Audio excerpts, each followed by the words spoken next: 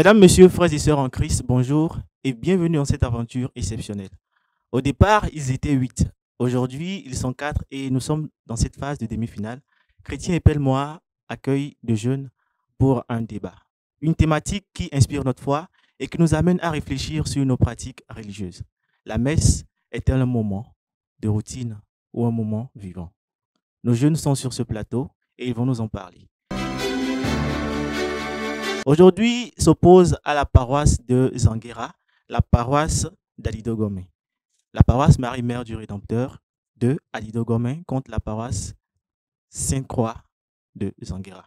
La paroisse Sainte-Croix est composée de Niakro Priscilla, bien sûr, Suleiman Firmin, et la paroisse Marie-Mère du Rédempteur composée de Nimon Raphaël, Diagena Michael, et bien sûr, moi-même présentateur Carlos Odiadia, qui va me charger d'animer ce débat.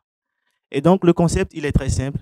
Chaque partie aura 2 minutes pour donner son avis, pour introduire sur la position qu'elle défend. Et bien sûr, après avoir donné leur discours, après avoir fait leur discours, nous aurons à passer par la phase des questions. Et donc, sans plus tarder, mesdames, messieurs, nous allons écouter le discours de nos 2 parties prenantes. Mais d'abord, avant d'écouter le discours, est-ce que vous allez bien? Vous allez très bien? Je ne vous sens pas. Le micro, vous, s'il vous plaît. Est-ce que vous allez bien? Oui, ça va bien. Très bien. Oui. Vous aussi, vous allez bien? Oui, ça va. Mais je ne vous sens pas. Je sens que vous êtes un peu... Est-ce qu'on peut faire un petit sourire, s'il vous plaît? D'accord. Alors, nous allons du coup débuter avec la paroisse de Zanguera qui va nous donner ses premiers mots sur le thème qu'il défend. Bon, d'abord, merci pour la parole. Je vais commencer mon entrevue par une petite anecdote. C'était le dimanche à la messe et il y avait un monsieur, on était assis juste derrière lui. Il était tellement habilité à venir à la messe qu'il répétait, même avant le prêtre, à tel point que tout le monde autour a fini par se concentrer sur lui et rigoler. Bon, très généralement, converser avec son Dieu s'apparente à divers termes selon les croyances et les religions. Chez les Coptes, on parle de culte. Chez les musulmans, ils évoquent le Salat al-Juma. Mais chez les catholiques, on parle de la messe. Cette dernière, c'est un moment qui réunit jeunes et grands pour parler de Jésus-Christ et commémorer sa sainte scène. Très généralement aussi, en tant que pèlerin de la foi, il est souvent question de parler de notre cheminement vers Dieu. Mais on remarque dernièrement que plusieurs chrétiens vont à l'église seulement par habitude. Alors, dans ces conditions, il est légitime pour nous de dire que la messe, au lieu d'être quelque chose de vivant et de spirituel, est devenue une routine pour tout et chacun. Sur ce, je vous remercie pour la parole. Merci donc à l'équipe de Zanguera qui vient de faire son introduction.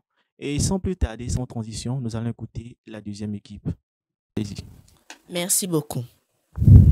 Vivante, pourquoi la messe ne le serait-elle pas? Elle commémore, depuis son institution, le sacrement de l'Eucharistie et le sacrifice du Christ. Mais ce n'est pas un simple mémorial. Il est si grand par son importance et par le sacrifice qui a racheté nos vies qu'il en devient vivant. Et pour se rendre compte qu'il est véritablement vivant, on doit s'y être préparé, bien sûr, via la Lectio Divina. On doit y assister. On ne doit pas y assister, mais y participer, corps et âme. Chaque messe est différente, car ce mémorial vivant s'y renouvelle sans cesse. Différence, renouveau. Voici 2 mots qui tournent autour de la vie et qui peuvent nous l'expliquer et l'identifier. Comme une rivière qui coule dans le même lit, bien sûr, mais ce n'est pas la même eau qui coule. Il en est ainsi pour la messe. Malgré sa structure fixe, elle nous offre un message différent à chaque messe, ou du moins, ce sont des cœurs différents qui l'écoutent. Car là où 2 ou 3 personnes se trouvent réunies en mon nom, je suis au milieu d'eux, nous apprend le Christ en Matthieu 18, verset 20. Parallèlement, il est le chemin, la vérité et la vie. Nous n'avons donc pas besoin de démonstration ni de photos pour nous rendre compte que la messe est un moment vivant, une entité vivante se trouvant au milieu de ceux qui la prient. Vous n'êtes toujours pas convaincus? et bien continuer de vous écouter. Nous allons vous prouver par nos arguments que la messe est véritablement un moment vivant. Honorable jury, auguste invité et très chers téléspectateurs de la SMA TV, je vous souhaite le bonjour. Merci. Merci à nos deux équipes qui viennent de faire leur introduction respective. Et donc, je vais directement m'adresser à l'équipe de Adido Gomin, vous poser directement une question.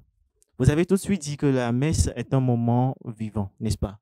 Et généralement, quand on va à la messe, on se rend compte que malgré que le père soit à l'autel en train de faire la messe, il y a des personnes quand même qui ne sont pas concentrées.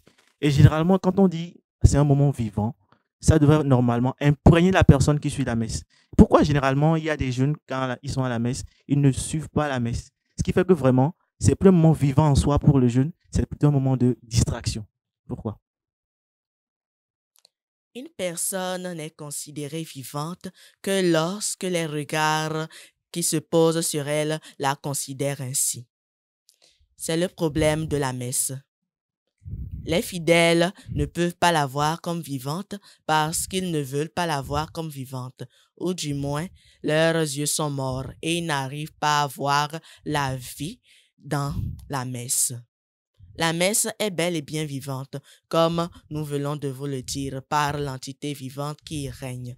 Mais il faut avoir des yeux de vie et non de mort pour constater qu'elle est vraiment et pour pouvoir y participer pleinement. Merci. D'accord. Qu'en est-il alors de ceux qui n'ont pas des yeux vivants ou des yeux de mort, comme vous le dites? Merci. Pour cela, il faudrait qu'une lumière les aide dans ce cheminement pour leur ouvrir les yeux. Mais généralement, ce sont ces mêmes personnes qui n'acceptent pas l'aide qu'on leur offre, qui ferment leur cœur. Alors, on ne peut pas offrir un cadeau à quelqu'un qui refuse de l'accepter. Merci. Ce qui veut dire qu'il y aura des personnes qui vont toujours voir la messe comme une routine et d'autres qui vont toujours voir la messe comme un moment vivant. Du coup, je me retourne directement vers ceux qui pensent que la messe est un moment vivant. Vous avez raconté tout à l'heure une anecdote dans laquelle vous avez dit que pendant la messe, il y a un monsieur qui a anticipé un passage de la messe ou voilà, a dit ce qu'il fallait dire et tout le monde s'est tourné vers cette personne-là. Oui. Ne pensez-vous pas que ce comportement au cours de la messe casse la vivacité de la messe? Merci pour la parole. Oui. Selon nous, ce comportement ne casse pas la vivacité de la messe, dans la mesure où tout et chacun qui viennent à la messe sont appelés à connaître, pire, à mémoriser les répliques à toutes les prières que font les pères. Il n'a fait que ce qui est demandé de faire. Nous devons répondre. Eh bien, répondre avant les autres ne fait pas la différence. Il a quand même répondu. Du coup, il reste dans son droit. Ce qui fait intervenir ici la routine et la répétition. La répétition, ce mot fait perdre son sens profond à la messe. Merci. La répétition. Ce mot fait perdre son sens profond à la messe. Et donc, je suppose que si on fait la même chose tout le temps à la messe, c'est normal que ceux qui y participent soient ennuyés. Exactement. Sont ennuyés, n'est-ce pas? Exactement, oui. Voilà. OK. Une autre question, s'il vous plaît. Quand vous dites que la messe est un moment de routine, je voudrais demander, est-ce que c'est la messe en entier? Ou vous pensez qu'il y a un passage de la messe qui rend toute la messe ennuyante? Merci. Si on le remarque bien, à chaque fois qu'on va à la messe, que ce soit les dimanches, les solennités ou même en considérant les messes matinales, Okay. on remarque que c'est toujours les mêmes choses que nous faisons, c'est toujours le même schéma. Alors en soi, c'est une routine. Toute la messe en elle-même est une routine. Parce que comme il a été dit dans un passage de la Bible, nous sommes tous des temples de l'Esprit Saint. Ce qui dit que chacun, proprement à lui, peut prier au fond de sa chambre où qu'il soit, être en présence de Dieu. Il n'a pas besoin à chaque fois de se sentir obligé et de se contraindre à suivre les mêmes pratiques encore et encore pour avoir Dieu. Dieu, il est omniprésent, comme on le sait, il est omnipotent. Alors, pas besoin de répéter à chaque fois cette routine qui est la messe. Je vous remercie. Pas besoin de répéter à chaque fois cette routine qui est la messe. Une question encore pour vous. Nous sommes jeunes et nous faisons ce qu'on appelle la catéchèse. La catéchèse nous enseigne que la plus bonne manière de vivre le sacrement, c'est de participer à la messe. Est-ce que vous pensez réellement, avec ce que vous venez de dire, que ne pas participer à la messe et rester chez soi à la maison tout en se disant, je suis à la maison, je prie, Dieu m'écoute, et ne pas aller quand même à l'autel, communier, suivre la lecture, essayer de rencontrer des gens. Vous pensez que c'est vraiment une bonne manière d'être chrétien? Non, sur ce, Oui. vous avez, je dirais, mal interprété ce que j'ai dit. Alors, expliquez-moi du coup ce que vous venez de dire. Alors, toujours est-il qu'on dit que nombreux sont ceux qui vont à la messe, mais très peu sont ceux qui iront au ciel.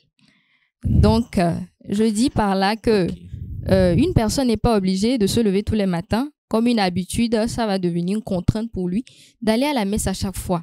Ok. Quelqu'un qui se réveille un matin et qui se sent en état de communiquer avec son Dieu, de communier véritablement et très spirituellement, peut alors, dans ce cas, aller à la messe. Dans ce cas, il est habilité, il est disposé. Mais par contre, prenons quelqu'un qui est à l'église tout le temps. Mais surprise, on nous apprendra que le dernier jour, le jour du jugement, il se retrouve en enfer et que celui qui ne vient pas très souvent est plutôt plus proche de Dieu. Tout ceci pour dire que nous n'avons pas besoin d'un concept défini, d'un idéalisme pour être proche de Dieu. Nous avons besoin d'être proche de lui dans notre cœur. Donc cette routine-là, elle est à casser. Je vous remercie. Cette routine, elle est à casser. Une dernière question à vous avant d'aller vers l'autre côté. Connaissez-vous toutes les étapes de la messe? Oui. Citez-les-moi, s'il vous plaît. On a la parole. Ensuite, on a l'Eucharistie. Non, les étapes de la messe du début jusqu'à la fin. C'est-à-dire tout ce qu'on y fait. Mhm.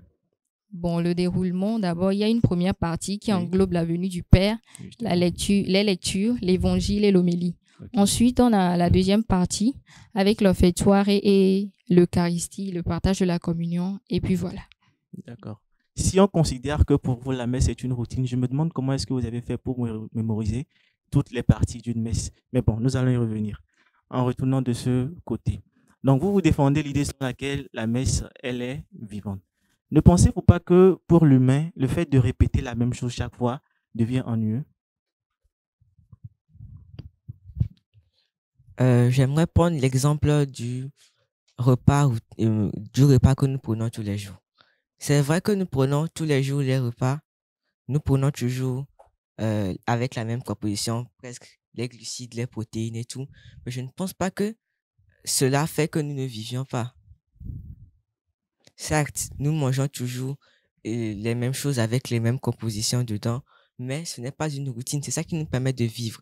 Et donc, justement, en allant à l'église aussi, nous recevons l'Eucharistie, qui est la nourriture de nos âmes. Alors, si nous n'allons pas à l'église, comment vouliez-vous que nous recevons la nourriture de nos âmes? Voulez-vous que nous mourons? Ben, je ne sais pas. C'est pas à moi de vous répondre. Je pense que l'équipe adverse va vous répondre. Oui, vous voulez dire quelque chose? Bon, je trouve bel et bien juste l'exemple donné, mais dans ce contexte-ci, je pense qu'il est un peu erroné.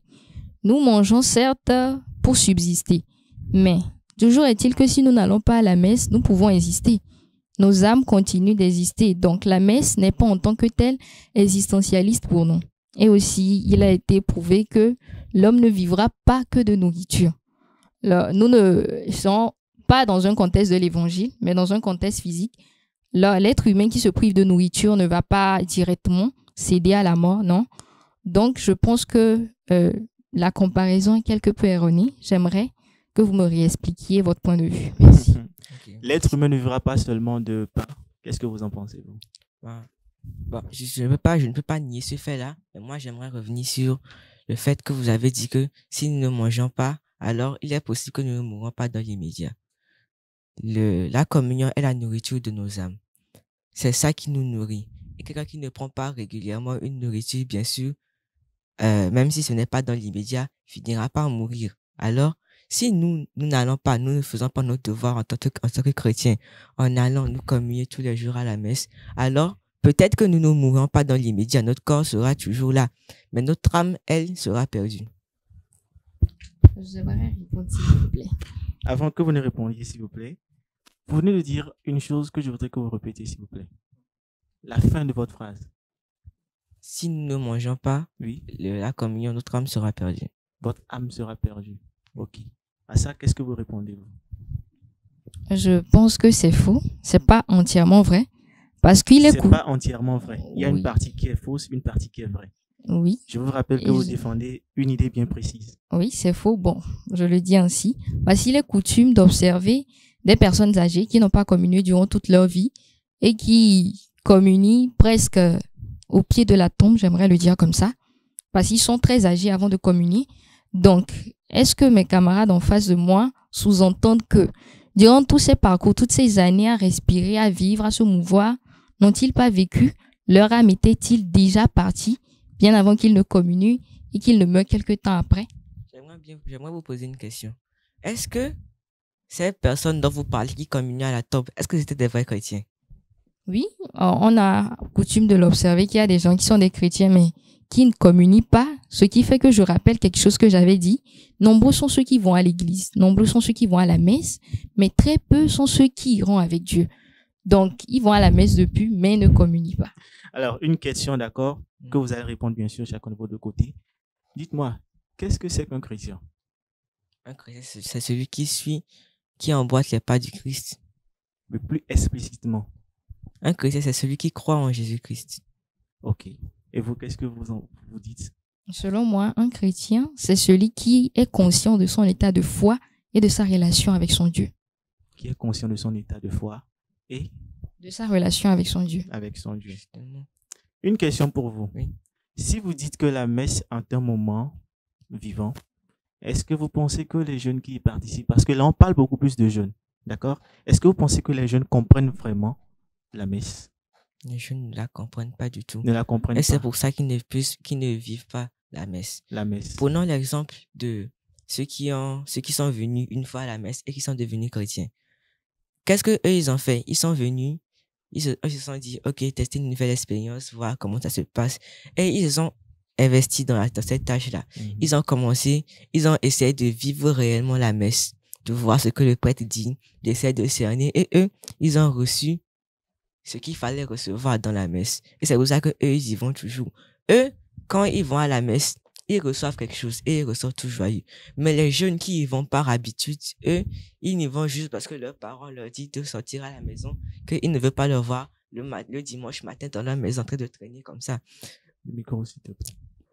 Alors que, normalement, nous devons aller à l'église pour commémorer le sacrifice du Christ. Si le Christ s'est sacrifié pour nous et qu'il a institué l'Eucharistie, alors pourquoi nous n'irons pas à la messe pour recevoir cette communion-là et commémorer le sacrifice du Christ? Est-ce que le sacrifice du Christ est vain? C'est ce que vous essayez de nous dire?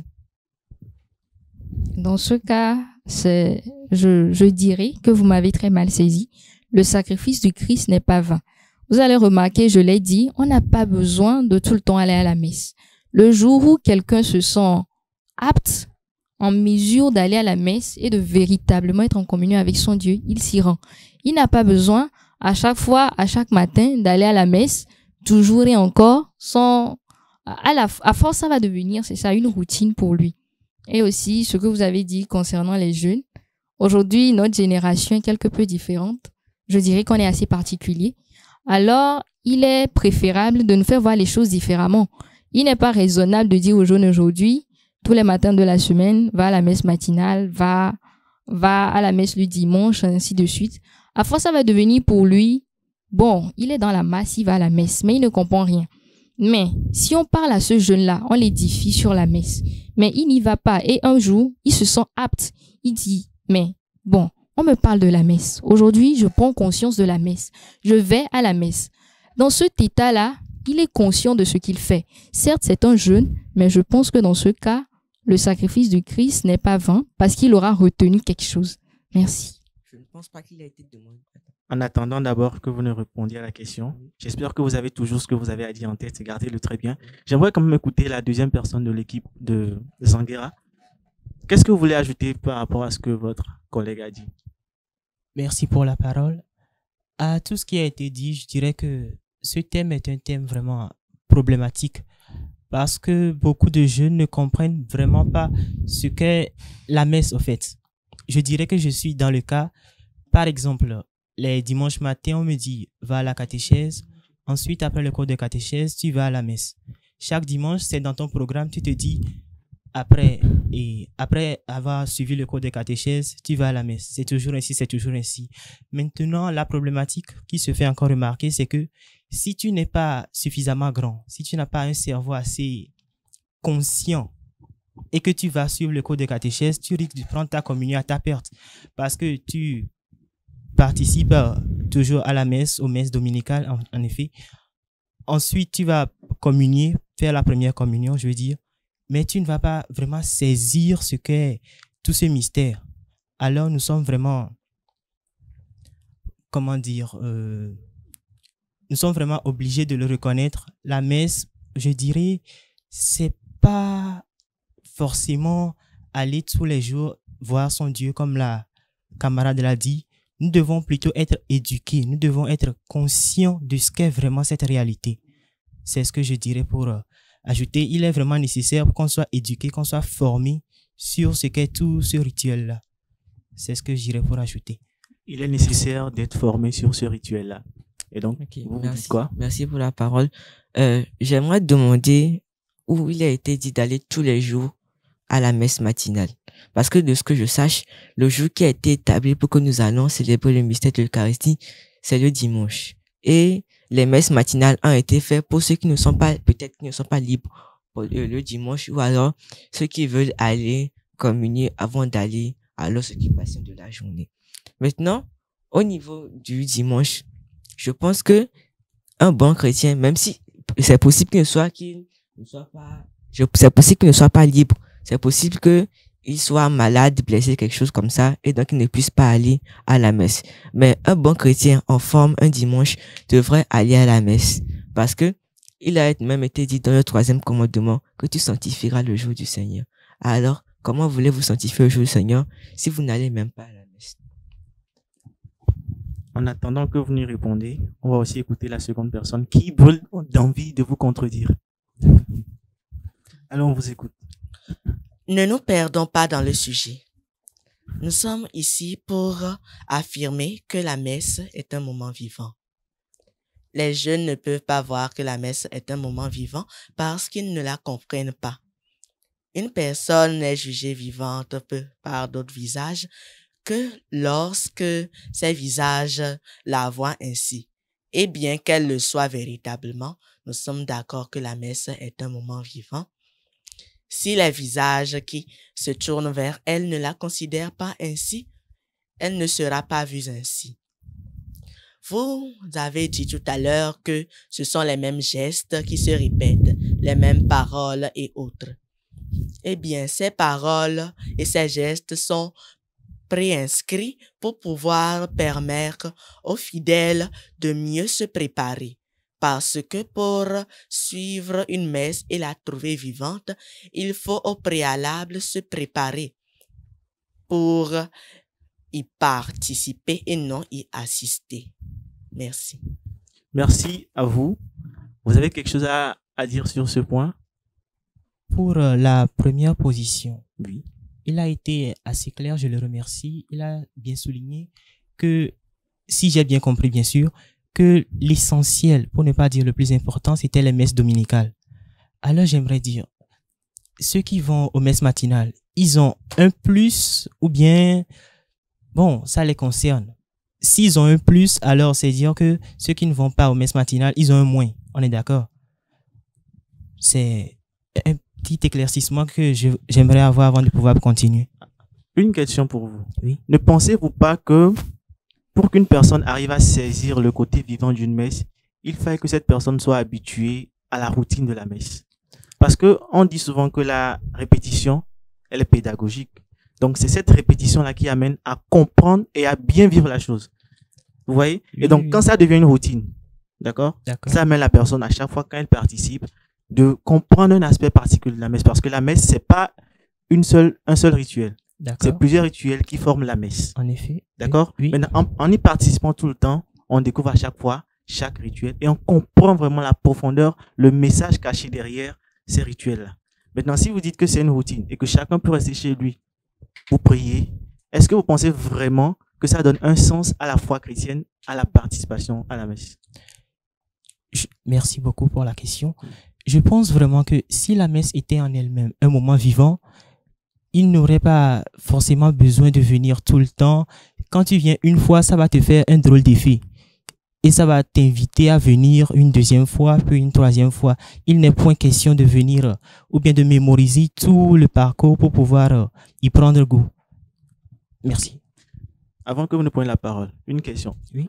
L'école est-il un lieu vivant? Oui ou non? Bon.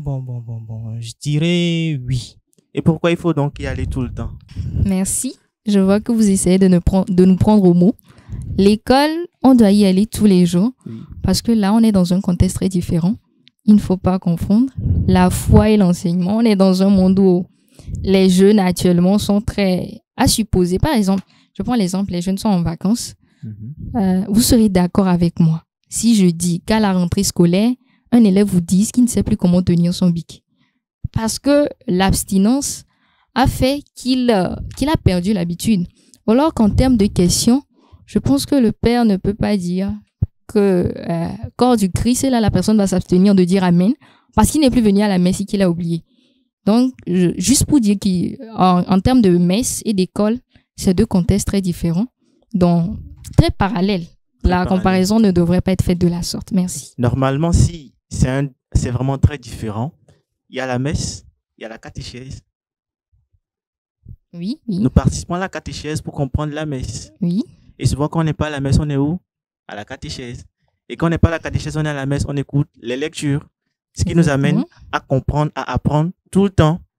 D'accord? Justement. C'est ce qui ravive en fait l'envie d'aller tout le temps. D'accord? L'homélie que le Père fait pendant la messe.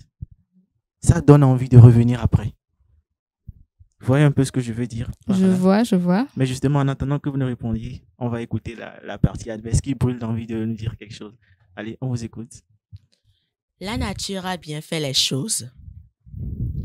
Une chose ne peut pas se comprendre d'un seul coup. Il faut du temps. Et du temps pour mieux comprendre, pour mieux se préparer et pour mieux participer. Un malade ne guérit pas la première pilule. Pour vous dire que la messe a une compréhension qui se fait progressivement, une préparation qui se fait progressivement. Et si cette préparation est passionnée et que on a la volonté de comprendre la messe, on peut s'y intégrer et la vivre, y participer. Autrement, comme la plupart des jeunes, on peut se lasser de cette progression et finalement en déduire que la messe est une routine. Or, cela est faux. Ce sont les yeux morts qui la voient ainsi. Merci. Avant que vous ne preniez la parole, bien sûr, vous venez de dire tout de suite que la messe est un moment vivant, d'accord? Et il faille faire un effort pour comprendre la messe, pour pouvoir vraiment dire un jour que la messe elle est vivante, n'est-ce pas? Maintenant, une question. Normalement, ce qui est vivant est censé attirer sans forcément qu'on fasse un effort. Si la messe elle-même est vivante, pourquoi demander à une personne qui participe à la messe de comprendre la messe? Ne pensez-vous pas qu'il est aussi important de trouver une vivacité, de donner une vivacité à la messe pour pouvoir quand même permettre à la personne, même si au début elle ne comprend pas, vous voyez, de vouloir y participer? La messe est à l'image de celui qui l'a instituée. Dieu nous a laissé le libre arbitre dans notre vie. Il ne nous force pas. Et la messe fait de même. Elle ne force pas les fidèles à venir. Et c'est pour ça que, comme vous voulez de nous dire, la messe n'a pas une sorte de charme magnétique qui attire les fidèles d'un seul coup. On leur a laissé le libre arbitre de choisir entre venir à la messe et ne pas y venir. C'est pour ça que la messe, étant à l'image de celui qui l'a instituée, est progressive dans la compréhension. On doit venir pour la comprendre, participer pour la vivre. Et c'est pour ça qu'elle n'est pas un phénomène grandiose. Elle est simple pour pouvoir permettre aux fidèles de rester dans le mystère qu'ils sont venus chercher. Merci. Alléluia. Tout de suite, vous brûlez d'envie de répondre à une question. Alors, vous avez maintenant la parole. Bon, comme il vient de le dire, j'aimerais répéter, le malade ne guérit pas suite à une seule prise. Mais toujours est-il qu'il ne guérit pas suite à une prise excessive. Ce qui fait intervenir ici la routine. Si vraiment la messe est un moment vivant, nous ne le refusons pas. Mais il n'est pas question ici de faire de la messe une habitude, quelque chose à laquelle la personne est obligée d'assister à chaque fois. Nous parlons ici de l'édification sur ce qu'est la messe, ce qui fait intervenir l'éducation sur la messe. Nous ne rejetons pas l'idée selon laquelle la messe est simple. Non, nous disons tout simplement qu'il est plutôt mieux d'éduquer sur la messe afin que celui qui a compris cela et qui le sait, qui le retient, ira de son plein gré quand il s'en sent capable. Je vous remercie. Vous avez quelque chose à dire? Oui. Nous vous écoutons. Merci beaucoup. Et c'est pour ça qu'existe la catéchèse. La catéchèse éduque sur la chose que l'on doit comprendre à la messe, sur son mystère. C'est pour ça que la catéchèse existe. Donc, ce dont vous venez de parler, ça existe déjà. Sauf si j'ai mal compris. Merci. Bon, en espérant qu'il n'ait pas mal compris. Vous pensez qu'il est mal compris? Oui, je pense qu'il m'a un peu mal saisi. D'accord, nous avons tenté la chance de l'autre côté. Peut-être que son collègue vous aurait bien compris. Qu'est-ce que vous avez à dire par rapport à l'affirmation de mademoiselle Priscilla? En fait, moi, je pense que si les jeunes ne saisissent pas l'importance de la messe, c'est tout simplement parce que ils ne s'investissent pas dans la catéchèse. Si un jeune qui va à la catéchèse, il fait sa 3e année et puis il reçoit la communion, mais qui n'a toujours rien compris à ça, ça veut dire que il n'a pas su saisir ce qu'on voulait lui dire à la catéchèse. Si on lui a parlé du sacrifice du Christ, comment a été instituée l'Eucharistie et tout, et qu'on lui a donné toutes les cartes en main, mais que lui, il n'a pas voulu les utiliser, et que il arrive à la messe, qui ne la comprend pas, qui ne la vit pas, et qui commence à penser que c'est une routine, alors je ne pense pas que c'est la faute de la messe. Je pense que c'est la faute de cette personne-là. Merci. Une question pour vous, s'il vous plaît. Dites-moi, c'est quoi vivre une messe? Selon moi, vivre une messe, c'est une sensation que l'on ressent. Si par exemple tu assistes à une messe une première fois, à ton retour à la maison, tu vas te dire, attends, c'est quel phénomène, c'était quelle expérience ça? Je veux encore y goûter. Tu vas encore avoir l'envie d'y aller une 2e fois, puis une 3e fois. Et en allant à la messe, tu vas accumuler une certaine expérience. Tu vas comprendre que non, à la maison, je perdais mon temps. Aller à la messe, ce n'est vraiment pas une perte de temps. C'est en cela que l'on peut dire que la messe vraiment est un moment vivant. On vit vraiment la messe. Si on ne ressent pas cette sensation, on est comme en manque. On se dit alors, pourquoi continuer encore à aller à la messe? Je préfère rester à la maison parce que je ne vis rien, je ne sens rien. C'est ce que je peux ajouter pour répondre à cette question. Non, vous allez d'abord répondre à la question avant de poser votre question. Et j'espère que vous n'allez pas oublier votre question. Je suis à peu près d'accord avec ce que mon contradicteur vient de dire. Mais la messe, ce n'est pas seulement une sensation. C'est tout d'abord une préparation. Pour vivre quelque chose, on doit d'abord s'y préparer. Par exemple, le débat que nous sommes en train de faire. Si nous ne l'avions pas préparé, nous ne serions pas en mesure de le faire et donc de le vivre. Ensuite, il faut participer à la chose que l'on veut faire. Non pas y assister, mais participer, être à l'intérieur. Et c'est là que l'on ressent la sensation. Sans préparation ni participation, on ne peut pas ressentir la sensation dont vous voulez parler. Merci. D'accord. Avant de poser ma seconde question, je crois qu'il avait une question. On va l'écouter. En fait, j'aimerais poser la question. Est-ce que vous avez déjà vécu une messe? Est-ce que vous avez déjà vécu une messe? Merci pour la question. Tout dépend de votre conception de vivre la messe. Si vous pouviez être un peu plus explicite, ce serait vraiment bien. Je parle de votre conception à vous de vivre la messe. Selon moi, la messe, c'est toute une succession de rituels qu'on fait sans grande importance bon, c'est toujours ce que j'ai cru comprendre de la messe, mais si vous aviez un peu plus de notions pour que je puisse comprendre, ce serait vraiment Non, en fait, fort je aimable. parle de ce que vous avez dit tout de suite. Vous avez dit la sensation que l'on ressent quand on vit une messe. Tout ce que vous avez décrit il n'y a pas si longtemps. Est-ce que vous l'avez déjà fait cette expérience-là? Non, pas vraiment, non. Mais vous connaissez des gens qui ont déjà eu cette expérience-là. Bon, pas vraiment, non. Et alors, qu'est-ce que les prêtres font là-bas? Bon, je me dis, bon, ils ont reçu comme une vocation, ils sont là, ils le font, bon, c'est leur devoir. Je me réjouis vraiment quand on me dit c'est les vacances, il n'y a pas de catéchèse, parce que je saisis vraiment pas ce que je fais là-bas. Vous avez- Un instant. Mais vous êtes chrétien, Bien sûr. catholique, Oui. baptisé? Non, pas encore. Pas encore. Non. Vous êtes sur le chemin. En effet. D'accord. Vous avez quelque chose à dire, vous? Oui, je voudrais être en plongée dans le fond de ce que nous sommes en train de chercher. Donc, dites-moi franchement, qu'est-ce que vous trouvez qui n'est pas vivant dans la messe? Ou plutôt, qu'est-ce que vous trouvez comme routine? Explicitement. Très bonne question. Nous vous écoutons. Merci pour la question. Oui. Nous allons, pour répondre à cette question, essayer d'explorer ce qu'on fait pendant une messe.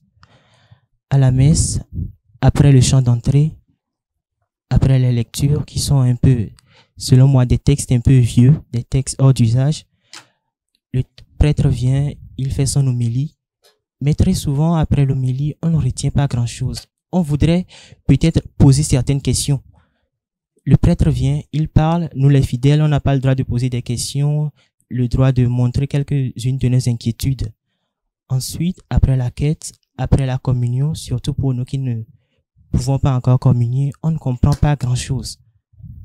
Ensuite, on part, bon, c'était comme si pour nous, ce que nous avons fait, c'est juste entendre les lectures et l'homélie. La deuxième partie, on n'y a pas tout à fait participé.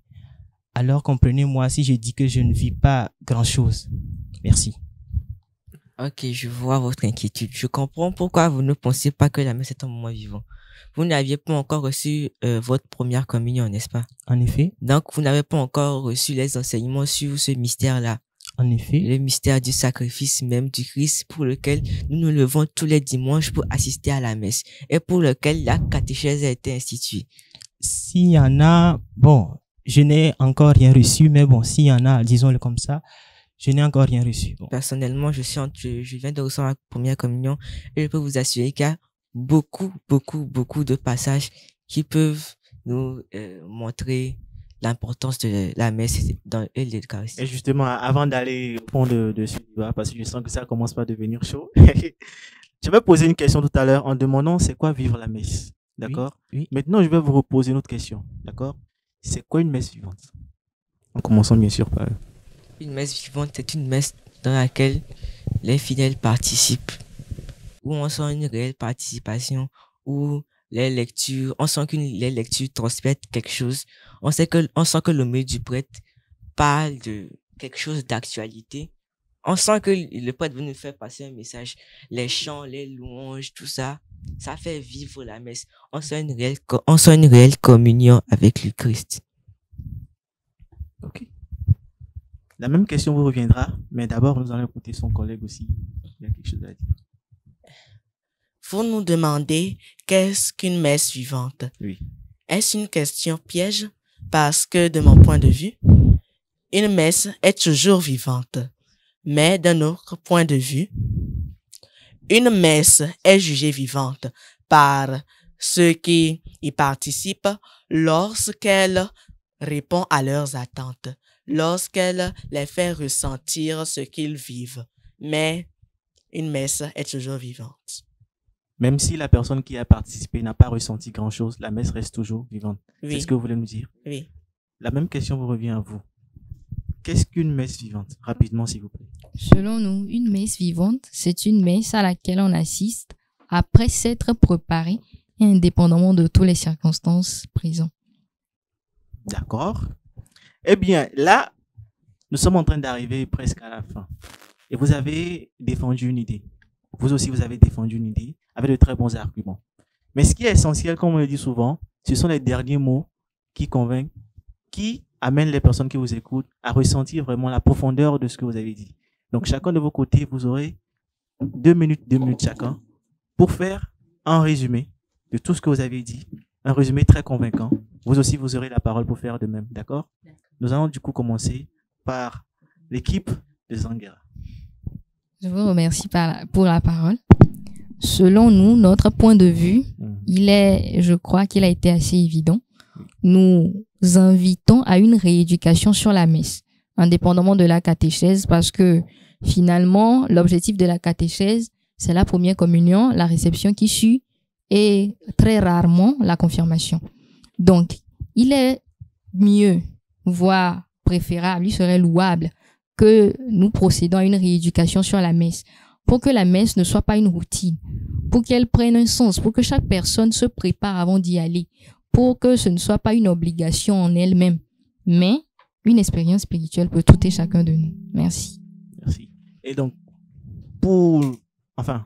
je crains que vous répétez peut-être la même chose, donc je vous pose directement une question. Donnez-nous des solutions concrètes pour que la messe ne soit plus une routine. Merci beaucoup. L'équipe adverse a eu maintes occasions pour me démontrer que la messe n'est pas vraiment une routine. J'ai cru comprendre qu'elle nous invitait à une persévérance. Il nous faut être endurant pour pouvoir comprendre ce qu'est vraiment le mystère de la messe, même s'il subsiste encore quelques inquiétudes, à savoir les langues dans lesquelles on fait la messe, par exemple le latin. Bon, j'ai compris qu'il nous fallait persévérer et encore persévérer. Merci. Nous écoutons la conclusion de cette équipe. La messe n'est pas une simple habitude du dimanche. C'est un rendez-vous avec Jésus vivant qui nous parle, nous nourrit et nous envoie aimer les autres. Elle est comme une personne. Elle demeure vivante par son institution, malgré le passage des générations. Même si certains éléments se répètent, la messe est toujours nouvelle, parce que Dieu agit différemment selon notre vie, notre foi et nos besoins. De plus, même si elle possède une structure fixe, chaque messe est unique par rapport au message que Dieu veut nous adresser à travers les textes et l'homélie du prêtre. Ce n'est pas la messe qui devient une routine, c'est parfois notre cœur qui s'endort. Mais si on ouvre ce cœur, alors chaque messe devient un moment fort, vivant et transformant. Et notre responsabilité à nous chrétiens, c'est de révéler la beauté de la messe en y allant avec foi, avec joie et en se préparant idéalement par la Lectio Divina. Merci. Merci. Vous avez quelque chose à ajouter? Approchez-vous de Dieu, il s'approchera de vous. Saint Curé d'Ars, 19e. Pour ainsi dire que Dieu a voulu instituer la messe pour être plus proche de nous. Et puisque c'est une entité vivante, il veut nous transmettre cette vie à travers la messe. Et donc, ce qui suffit à nous faire comprendre que la messe est un moment vivant. Et même si certains fidèles n'y reçoivent pas les grâces qu'ils sont venus chercher, ils doivent persévérer parce que l'on doit participer à la messe pour vraiment la comprendre et la vivre. Et à travers nos arguments et nos preuves, je l'espère, nous vous aurons convaincus que la messe est véritablement un moment vivant. Merci. Nous avons passé un très bon moment. Merci beaucoup pour vos arguments. Est-ce que vous pouvez applaudir pour vous-même, s'il vous plaît? Applaudissez pour vous-même. Vous avez mérité. Alors, mesdames, messieurs, en espérant que vous avez passé un très bon moment, c'est ici que s'arrête ce débat qui opposait l'équipe de Zanguera et l'équipe de Logopé, si je ne me trompe pas. De Adidogome, pardon, si je ne me trompe pas, bien sûr. Et c'est ainsi que nous allons vous laisser, mesdames, messieurs. Soyez bénis et à la prochaine.